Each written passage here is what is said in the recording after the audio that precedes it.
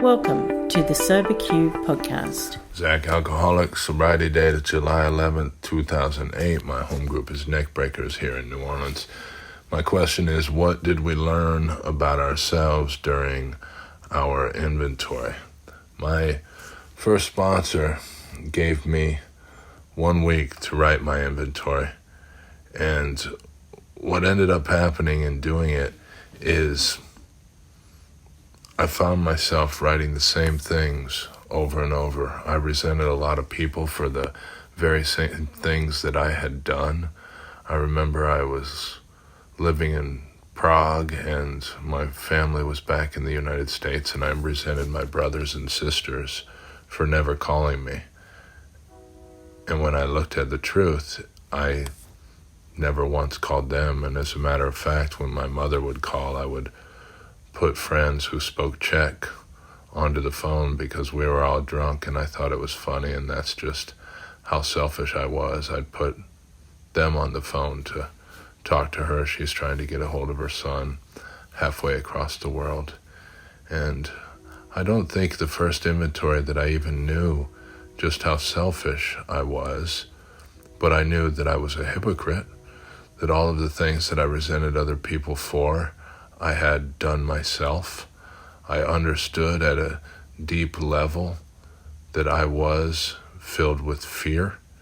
I was afraid of being alone. I was afraid of my future. I was afraid people were going to find out about my past. And what happened sitting with that man in his apartment, because I was living in a storeroom with sawhorses and power tools and no privacy, sitting in the man's apartment who I shared my first fifth step with, I found out that I wasn't so all alone. He shared some costly things with me.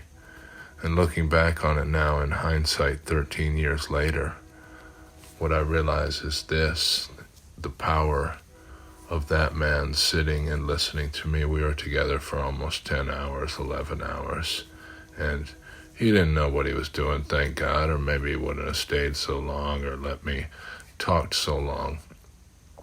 I've done a number of inventories since then. I've been reading some interesting stuff about the last 3 steps, and essentially from the first 4 step on, I'm doing 10 or 11. I'm doing little mini 4 steps here, back and forth.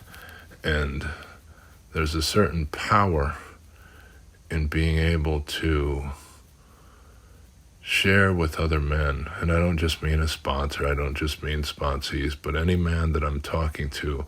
What happens is the very things that I'm most ashamed about, that I'm most afraid to let you know about me, they become my greatest asset. They become, when they have light shining on them, they can no longer fester and mold and become this icky part of my soul. And some of those thoughts are still embarrassing. Some of those thoughts are things I won't share on a recording, but riding with another man in a car, what I find is most of us have them.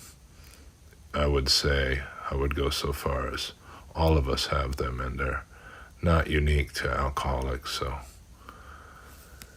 in sharing my inventory, I learn about connection.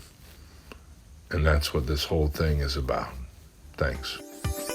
If you would like to share your experience on a recovery question, visit the SoberQ podcast website at soberq.com.